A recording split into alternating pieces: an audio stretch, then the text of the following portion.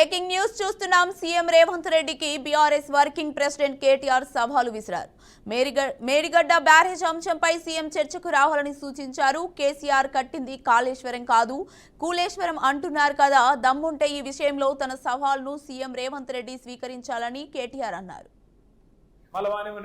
ఏమనంటే కేసీఆర్ మీద బట్టగాలుస్తా వేస్తా, తెల్లారులేస్తే డైలాగులు కొడతా, కేసీఆర్ని తిడతా, ఏమేమి మాటలు ఆయన ఇంటే ఆయన నోటికి మొక్కాలి.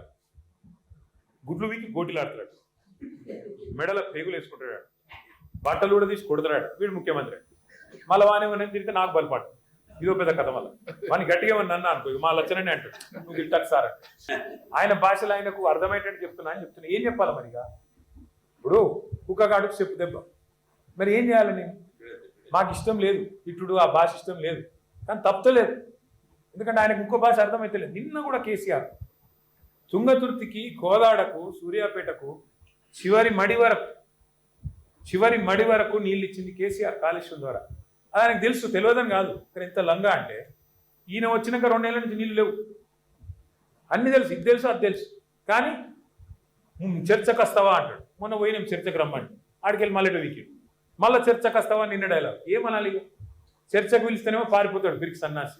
ఏమనంటే కేసీఆర్ మీద బట్టగాలుస్తా వేస్తా, తెల్లారులేస్తే డైలాగులు కొడతా, కేసీఆర్ని తిడతా, ఏమేమి మాటలు ఆయన ఇంటే ఆయన నోటికి మొక్కాలి.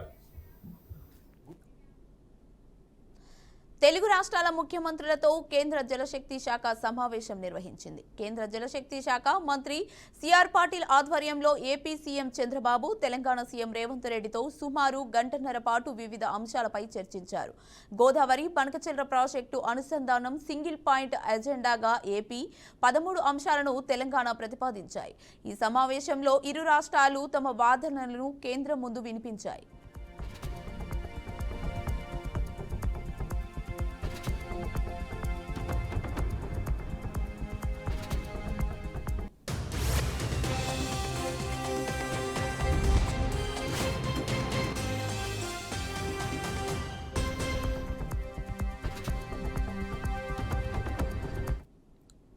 ఇవాళ జరిగిన సమావేశంలో బనకచెర్లపై చర్చ జరగలేదని సీఎం రేవంత్ రెడ్డి అన్నారు. జలశక్తి శాఖ ఆధ్వర్యంలో కీలక నిర్ణయాలు తీసుకున్నామన్నారు. ఏపీ ఎజెండాలో బనకచెర్ల అంశం లేదని తెలిపారు. గత పాలకుల వల్ల జరిగిన నష్టాన్ని పూడ్చడానికి తీసుకోవాల్సిన అంశాలపై చర్చించినట్లు రేవంత్ రెడ్డి వివరించారు. గోదావరి బనకచెర్ల వాళ్ళు కడతామని అడుగుతాయి కదా, మేము ఆపమని చెప్పడానికి. ఎజెండాలో వాళ్ళు కడతామన్న ప్రతిపాదననే చర్చకు రానప్పుడు ఆపమనే చర్చనే రాదు. ఉన్న అన్ని సమస్యల్ని, కృష్ణా నది మీద, గోదావరి నది మీద, ఉమ్మడి రాష్ట్రాలకు ఉన్న సమస్యల్ని చర్చించడానికి, సమస్యల్ని గుర్తించడానికి అధికారులు, ఇంజనీర్లతో ఒక కమిటీ ఏర్పాటు చేసి ఆ కమిటీలో చర్చించిన తర్వాత మిగతా అంశాలు ముఖ్యమంత్రుల స్థాయిలో చర్చించుకోవాలని నిర్ణయం తీసుకున్నాము. ఈ సమావేశంలో ప్రస్తావనకు వచ్చి తీసుకున్న నిర్ణయాలు 4 ప్రధానంగా. ఆ విషయం స్పష్టంగా మంత్రి గారు చెప్పిండ్రు. సో ఈ ఆఫీసర్ల కమిటీ వచ్చిన తర్వాత నీటి కేటాయింపులకు సంబంధించి కానీ, కొత్తగా ప్రాజెక్టులు నిర్మించుకోవాల్సినవి కానీ, పాత ప్రాజెక్టుల యొక్క అనుమతులు కానీ, వాళ్ళు ఆల్రెడీ కడుతున్న ప్రాజెక్టుల మీద అభ్యంతరాలు కానీ, వాటన్నిటిని కూడా 30 రోజుల్లో మన తరఫున ఉండే అధికారులు, అదేవిధంగా ఇంజనీర్ల కమిటీ ఇష్యూస్ అన్నిటిని కూడా గుర్తించి వాటన్నిటిని కూడా చర్చకు తీసుకొస్తుంది. Yes, definitely.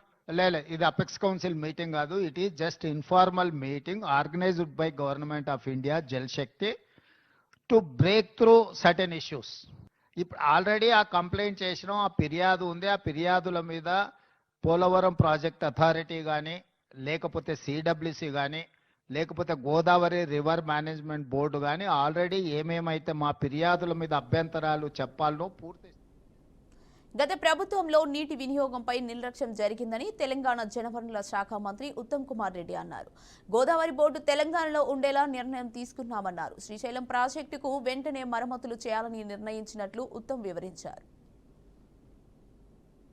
ఏ రాష్ట్రం ఎంత ఉపయోగించబడుతుంది, ఏ కాలువలో ఎక్కడి నుంచి నీళ్లు పోతున్నాయని స్పష్టంగా ఉంటుందని చెప్పి, అయితే మేము అంటే ఒక అడుగు ముందుకేసి భారత ప్రభుత్వం కానీ, ఆంధ్రప్రదేశ్ ప్రభుత్వం కానీ దానికి ఫండ్స్ ఇచ్చినా ఇవ్వకున్నా తెలంగాణ ప్రభుత్వమే మొత్తం దానికి అయ్యే నిధులు మేము కేటాయించుకొని అన్ని చోట్ల టెలిమెట్రీ ఇన్స్ట్రుమెంట్స్ పెట్టి ఒక సెంట్రలైజ్ పాయింట్లో కృష్ణా నదీ జలాలు ఎక్కడి నుంచి ఏడికి ఎక్కువ ఉపయోగపడుతున్నాయి, తక్కువ ఉపయోగపడుతున్నాయి అనే విషయాన్ని కొద్దిగా క్లారిటీ ఉండాలి అందరికి అనే ఉద్దేశంతో మేము ఫాలోఅప్లో మరి ముఖ్యమంత్రి గారు నేను రిపీటెడ్గా ఫాలోఅప్లో ఉన్నాం.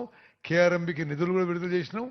ఈరోజు ఒక తుది నిర్ణయంగా అన్ని పాయింట్స్లో టెలిమెట్రీ ఇన్స్ట్రుమెంట్స్ కొన్ని ఆల్రెడీ ఏర్పాటు చేయడం జరిగింది.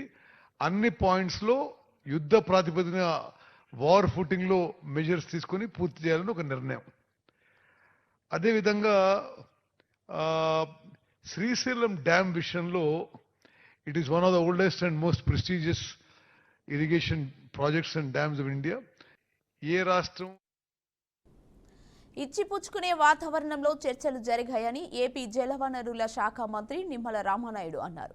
తెలుగు ప్రజలంతా ఒకటే అనే స్ఫూర్తితో చర్చలు జరిగాయన్నారు. రిజర్వాయర్ల ద్వారా బయటకు వెళ్లే నీటిని లెక్కలు వేసేందుకు టెలిమెట్రీ వ్యవస్థలు ఏర్పాటు చేయాలని, శ్రీశైలం ప్రాజెక్టుకు మరమ్మతులు సర్వత్రమే చేపట్టాలని నిర్ణయించామన్నారు. గోదావరి నది నిర్వహణ బోర్డు కార్యాలయం హైదరాబాద్లో, కృష్ణా నది నిర్వహణ బోర్డు కార్యాలయం అమరావతిలో పెట్టాలని నిర్ణయం తీసుకున్నట్లు నిమ్మల వివరించారు. రాష్ట్రాల ముఖ్యమంత్రులు కూడా కేంద్ర మంత్రులతోటి ఆధ్వర్యంలో తీసుకోవడం జరిగింది. ఇది మంచి శుభ పరిమాణం, తెలుగు ప్రజలందరికీ కూడా శుభ పరిణామం. ఎందుకంటే ఈవేళ అటు గోదావరి కానీ ఇటు కృష్ణా కానీ రెండు నదులు కూడా అటు తెలంగాణకు కానీ ఇటు ఆంధ్రప్రదేశ్ రాష్ట్రానికి కూడా ఇద్దరికి కూడా చాలా జీవనాధారమైనటువంటి నదులు. అంచేత ఇటువంటి మంచి వాతావరణంలో, స్నేహపూర్వకమైన వాతావరణంలో ఇరు రాష్ట్రాలు కూడా ముందుకెళ్ళడం ఒక ప్రజలందరికీ కూడా శుభ పరిణామం అని చెప్పి మీ ద్వారా అందరూ కూడా తెలియజేస్తున్నారు. ఏదైతే ముందుగా ఈ కమిటీకి సంబంధించి అటు ఆంధ్రప్రదేశ్ ఇటు తెలంగాణకు సంబంధించినటువంటి ఎవరైతే టెక్నికల్ సంబంధించినటువంటి వారు, అదేవిధంగా అడ్మినిస్ట్రేటివ్ ఆఫీసర్స్ కూడా ఇన్వాల్వ్ అయి ఒక కమిటీని రేపు సోమవారంలోనే అంటే సెంట్రల్ గవర్నమెంట్ వారి యొక్క ఆధ్వర్యంలో ఈ యొక్క కమిటీ ఉంటుంది. ఆదిలాబాద్ జిల్లా రామ్నగర్లో డిజిటల్ ఫైనాన్స్ మోసం కలకలం రేపింది. నిరుద్యోగులకు ఉద్యోగాలు ఇప్పిస్తామంటూ డిజిటల్ మైక్రో ఫైనాన్స్ సంస్థ మోసం చేసిందంటూ బాధితులు ఆందోళన చేపట్టారు. ఉద్యోగాల పేరుతో సుమారు 600 మందిని నమ్మించి యూనిఫామ్ ఖర్చు పేరుతో ఒక్కొక్కరి నుండి 20,000 చొప్పున వసూలు చేసిందంటూ బాధితులు ఆరోపించారు. 2 రోజులుగా ఆఫీస్ మూసి ఉండడం, ఫోన్ చేసినా స్పందించడం లేదని బాధితులు ఆవేదన వ్యక్తం చేశారు. వెంటనే అధికారులు స్పందించి చర్యలు తీసుకొని తమకు న్యాయం చేయాలని డిమాండ్ చేస్తున్నారు. మా దగ్గర నుంచి మాకు జాబ్ ప్లేస్మెంట్ ఇస్తా అనేసి మా దగ్గర నుంచి 20,000 తీసుకున్నారు. మా డైరెక్టర్స్ కానీ ఇంకా మా ఎండి సార్ కానీ ఎవరు రెస్పాండ్ అయితే లేదు. మేము అమౌంట్ ఇచ్చినాము నారాయణ సార్ రెస్పాండ్ కావాలి. సార్ నేను కూడా మాకు తెలియదు కృష్ణ వాళ్ళు ఏమన్నారు, మాకు 20,000 మీకు బ్రాండెడ్ యూనిఫామ్స్ దగ్గర ఒక్కొక్క యూనిఫామ్ వచ్చేసి మీకు 7,000 ఉంటుంది. అసలు అక్కడ దగ్గర మీకు 3 జతలు ఇస్తాం. దగ్గర మాకే ఇంకా ఒక 4,000 ఎక్స్ట్రా పడతాయి కావాలి. మా ఎంప్లాయీస్ కాబట్టి మీకు మేము ఇస్తాము అన్నట్టు మాకు చెప్పినారు. సార్ 180 మంది ఉట్నూరు గ్రూప్ లో ఉన్నారు, 70 మంది జైనూర్ గ్రూప్ లో ఉన్నారు. 450 కంటే ప్లస్ ఉన్నారు సార్. 450 కంటే కస్టమర్స్ మాకు అడుగుతున్నారు మీ లోన్స్ ఏమాయి అని. మేము చెప్పడానికి ఈ రెస్పాండ్ అయితే సార్కి మేము చెప్పేస్తే అంటున్నారు కదా, ఇంకా 3-4 డేస్ మన దగ్గర సిస్టమ్స్ వచ్చేస్తాయి. సిస్టమ్స్ వచ్చినాక మీరు కస్టమర్స్ తీసుకొచ్చి వాళ్ళకు ఈజీగా మీరు లోన్ ఇప్పగలుగుతారు అన్నట్టు మాకు మోసం చేసారు సార్. నిన్నటి నుంచి బంద్ ఉన్నారు సార్. నిన్న 4:30 నుంచి 4:30 గంటల షీటర్ వేసారు. అప్పటి నుంచి బంద్. మాకు నిన్న తెలిసిపోయింది సార్